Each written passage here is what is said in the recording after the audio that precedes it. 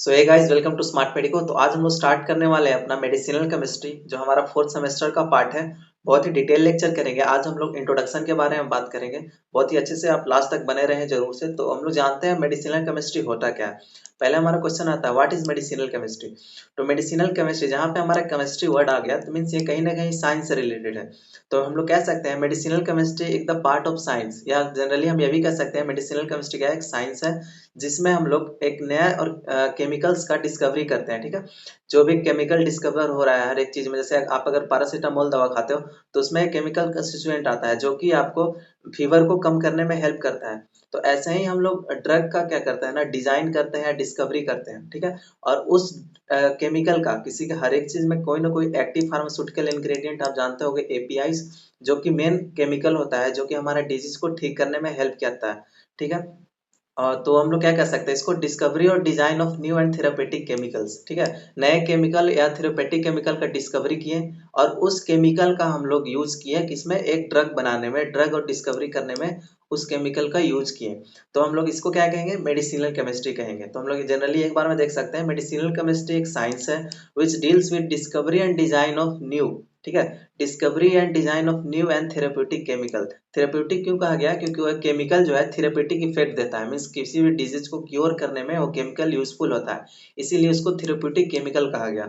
और ऐसा केमिकल को हम लोग कहाँ यूज करते हैं, ड्रग में यूज करते हैं, ताकि ड्रग में और क्या क्या चीज यूज होता है, जैसे एडिटिव्स यूज होता है, ठीक है, स्वीटनिंग एजेंट हो जाता है, सोलबलाइजिंग एजेंट का यूज करते हैं हम लोग उसमें।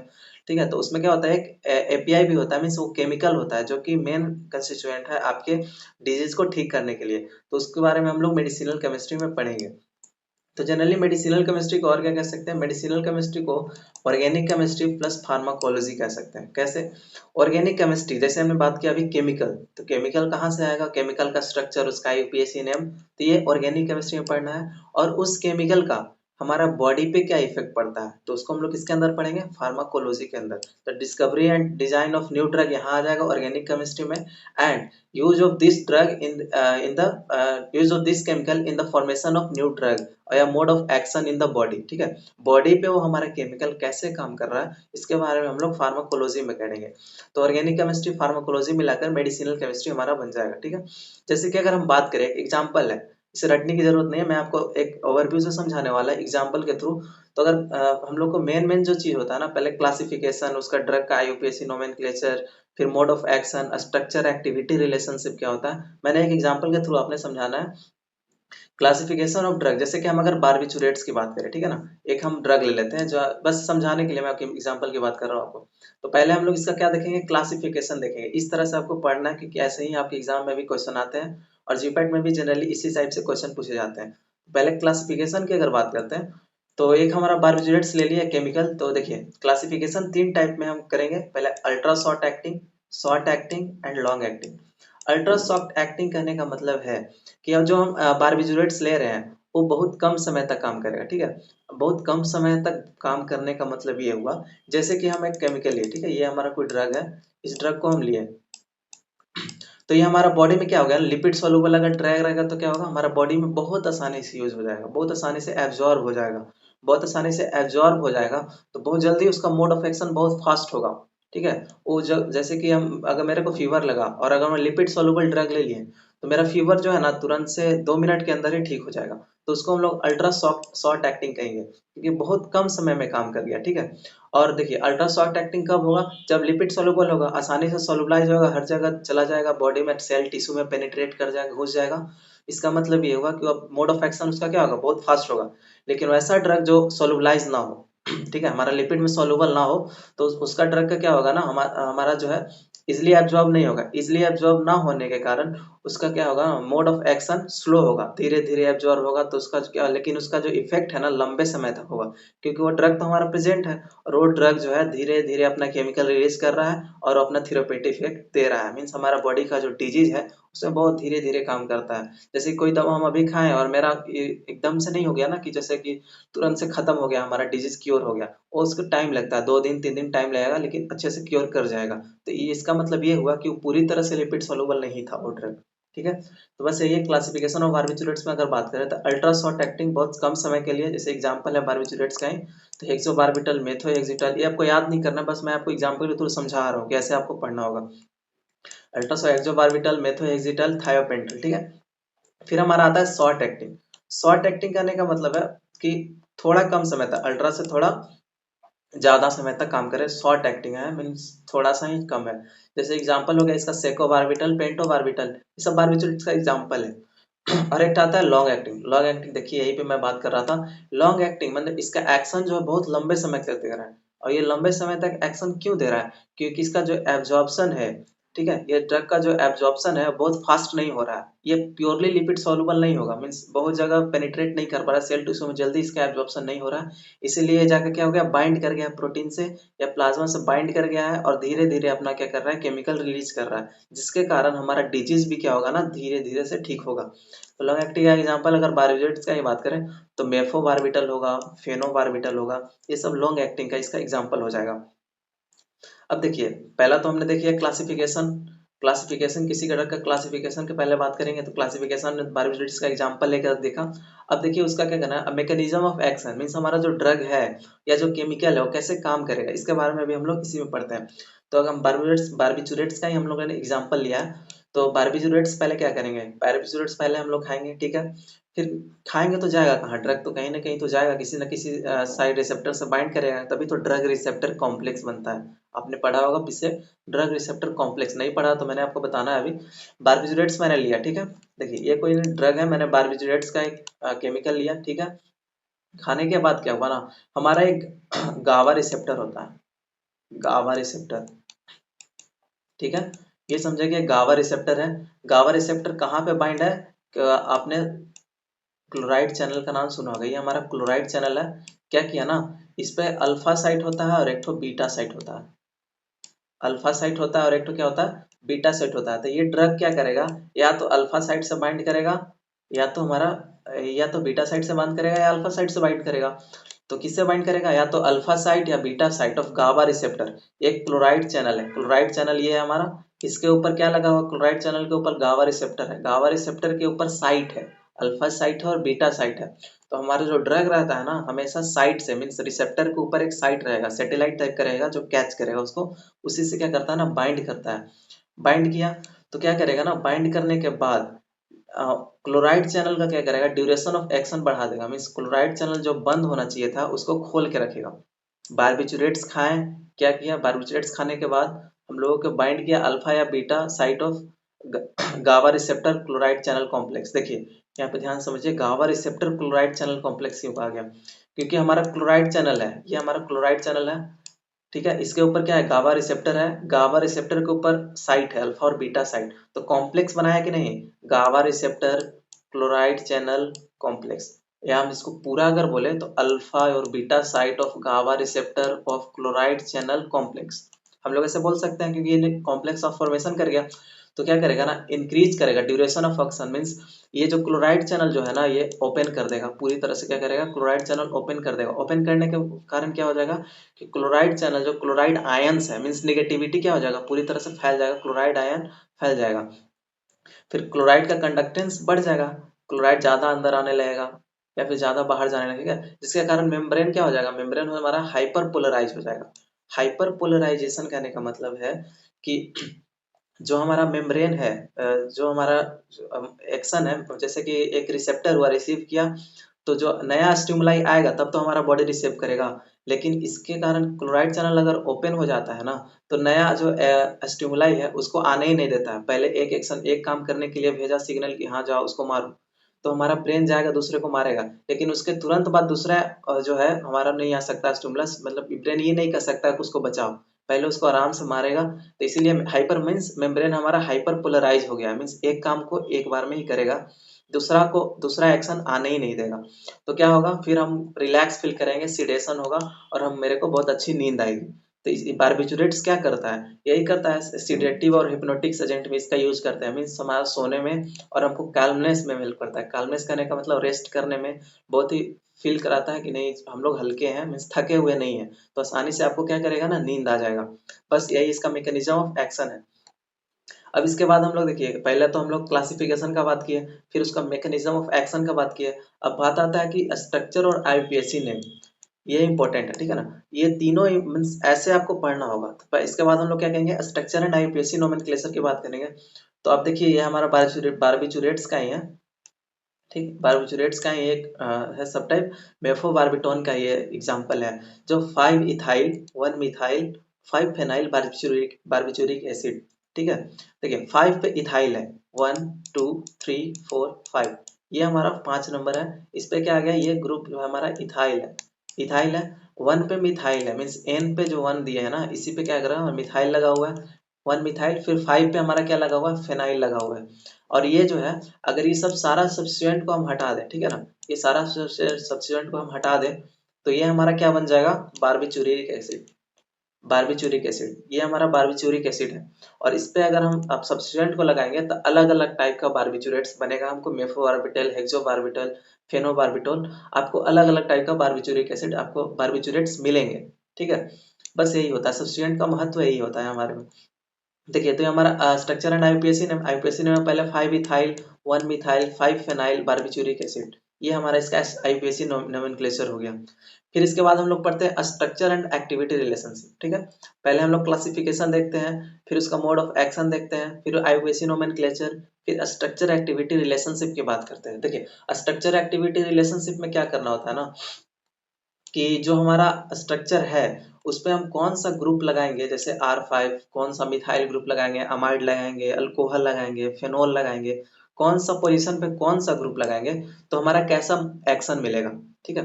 जैसे कि हो गया कि किसी R5 पे अगर हम मिथाइल लगाते हैं तो क्या कर देगा ना, हमारा जो बारबिचुरेट्स है इसका एसिडिटी कम कर देगा, बारबिचुरेट्स का क्या करेगा, एसिडिटी कम करेगा। तो इसके बारे में हम लोग स्ट्रक्चर एक्टिविटी रिलेशनशिप में पढ़ते हैं। तो जैसे कि हम बात करें, जैसे कि हमारा ये क्या है, ये हमारा पूरा है बारबिचुरिक एसिड, मैंने आपको बताया बारबिचुरिक एसिड है हमारा ये। देखिए अगर पहले हम C5 पोजीशन की बात करते हैं, 5 नंबर की बात करते हैं, तो अगर ब्रांच साइक्लिक या अनसैचुरेटेड चेन, यहाँ पे अगर साइक्लिक आ गया, ठीक है, कोई भी साइक्लिक आ गया, जैसे साइक्लोपेंटेन साइक्लोब्यूटेन, कोई भी ब्रांच आ गया, ब्रांच कहने का मतलब है ये कि आइसोप्रोपाइल आइसोब्यूटाइल नियोपेंटाइल वगैरह, ये सब ब्रांच होते हैं, ठीक है।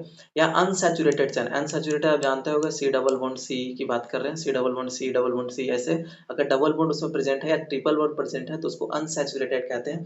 तो अगर R5 पोजीशन पे ब्रांच साइक्लिक या अनसैचुरेटेड चेन अगर आता है तो इसका ड्यूरेशन ऑफ एक्शन क्या हो जाएगा ना, छोटा हो जाएगा। ड्यूरेशन ऑफ एक्शन छोटा क्यों हो जाएगा, क्योंकि अनसैचुरेटेड चैन, देखिए ध्यान से समझिएगा कि ऐसा क्यों हुआ कि C5 पोजीशन पे अगर कोई भी अनसैचुरेटेड चैन आ गया या साइक्लिक चैन आ गया या ब्रांच्ड चैन आ गया, तो क्या हो जाएगा, उसका ड्यूरेशन ऑफ एक्शन छोटा क्यों हो जाएगा, कम क्यों हो जाएगा। क्योंकि ऐसा होता है कि जो जैसे अनसैचुरेशन की बात करें तो डबल बॉन्ड में क्या होता है, एक पाई बॉन्ड होता है, पाई बॉन्ड क्या होता है, वीक बॉन्ड होता है, ठीक है ना। वीक बॉन्ड होगा तो आसानी से क्या होगा, टूट जाएगा, आसानी से टूटने के कारण हमारा बॉडी में इसका एब्जॉर्प्शन फास्ट हो जाएगा, मीन्स आसानी से बॉन्ड टूट जाएगा, मीन्स हमारा बॉडी में आसानी से डिजोल्व हो जाएगा, ये ड्रग डिजोल्व हो जाएगा, जिसके कारण क्या करेगा, इसका ड्यूरेशन ऑफ एक्शन क्या होगा, घट जाएगा, शॉर्ट ड्यूरेशन ऑफ एक्शन हो जाएगा। लेकिन वहीं पे अगर बात करें हम, जैसे कि साइक्लिक की, साइक्लिक में तो हमारा फिनोल भी आता है, ठीक है, फिनोल भी आता है। अगर फिनोल आता है तो क्या है, एरोमेटिक है, एरोमेटिक है तो ये आसानी से नहीं ब्रेक करेगा, आसानी से ब्रेक नहीं करेगा। जब आसानी से ब्रेक नहीं करेगा तो क्या होगा ना, हमारा बॉडी में ये आसानी से डिजोल्व ही नहीं हो पाएगा, ये ड्रग टूटेगा ही नहीं, टूटने ना टूटने के कारण इसका जो है एब्जॉर्प्शन ना होगा, तो नहीं होगा तो क्या होगा, shorter duration of action produce करेगा। इसका एग्जाम्पल आ गया साइक्लोबारबिटोन, हेक्सोबारबिटोन, इसका एग्जाम्पल हो जाएगा, ठीक है। अब देखिए methyl group substitution eight R1 और R3 पोजीशन, अगर R1 R3 पोजीशन पे अगर मिथाइल ग्रुप आता है तो जो बारबिचुरेट्स है वो वीक एसिड हो जाएगा, ठीक है। वीक एसिड होने के कारण हमारा सेंट्रल नर्वस सिस्टम में आसानी से पेनिट्रेट कर जाएगा और इफेक्ट अपना शो करेगा। इसीलिए हमेशा जो वीक एसिड क्या करता है ना, हमारा सेंट्रल नर्वस सिस्टम में इंटर करता है। अब मिथाइल ग्रुप आने के कारण ऐसा क्यों हुआ कि एसिडिटी घट गया, देखिए ये हमारा R1 पोजीशन है, ये हमारा R3 पोजीशन है, ठीक है, R1 पोजीशन R3 पोजीशन। यहाँ पे अगर मिथाइल ग्रुप आएगा, यहाँ नाइट्रोजन लगा हुआ है, यहाँ पे अगर मिथाइल ग्रुप आएगा तो मिथाइल ग्रुप कैसा है, इलेक्ट्रॉन डोनेटिंग ग्रुप है, ठीक है, प्लस आई इफेक्ट शो करता है। तो ये क्या करेगा ना, नाइट्रोजन को इलेक्ट्रॉन देने लगेगा, इलेक्ट्रॉन देने लगेगा। अगर इलेक्ट्रॉन का डेंसिटी बढ़ जाएगा, इलेक्ट्रॉन का डेंसिटी बढ़ जाएगा तो हम लोग जानते हैं कि इलेक्ट्रॉन का डेंसिटी बढ़ेगा मतलब एसिडिटी घटेगा, और इलेक्ट्रॉन का डेंसिटी घटेगा तो एसिडिटी बढ़ेगा। तो ये अपना इलेक्ट्रॉन डोनेट करेगा तो नाइट्रोजन के ऊपर ज्यादा इलेक्ट्रॉन आ जाएगा। ज्यादा इलेक्ट्रॉन आने के कारण नाइट्रोजन क्या करेगा, आसानी से अपना इलेक्ट्रॉन दे देगा। इलेक्ट्रॉन अगर जो आसानी से दे दे तो उसको हम लोग क्या कहते हैं, बेसिक कहते हैं, ज्यादा बेसिक कहते हैं। ठीक है, तो इसी कारण से क्या करता है R1 R3 पोजीशन पे।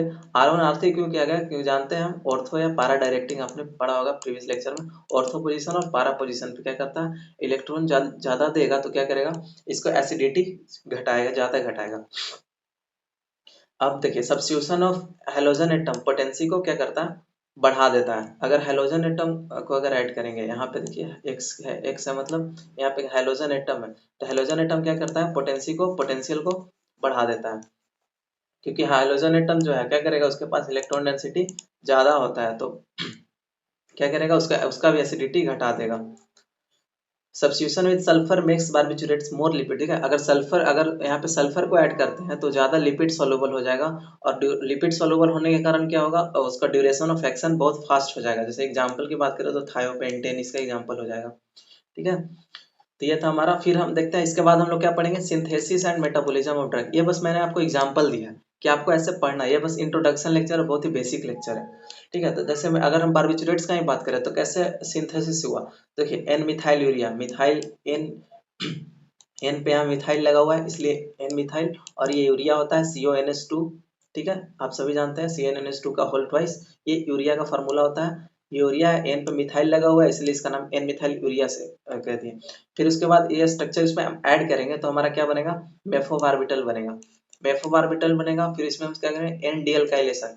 NDL काइलेशन कहने का मतलब है नाइट्रोजन से अल्काइल ग्रुप को हम यहाँ से रिमूव कर देंगे। अल्काइल ग्रुप को जब यहाँ से रिमूव करेंगे तो हमारा क्या होगा, फेनोबार्बिटल बनेगा।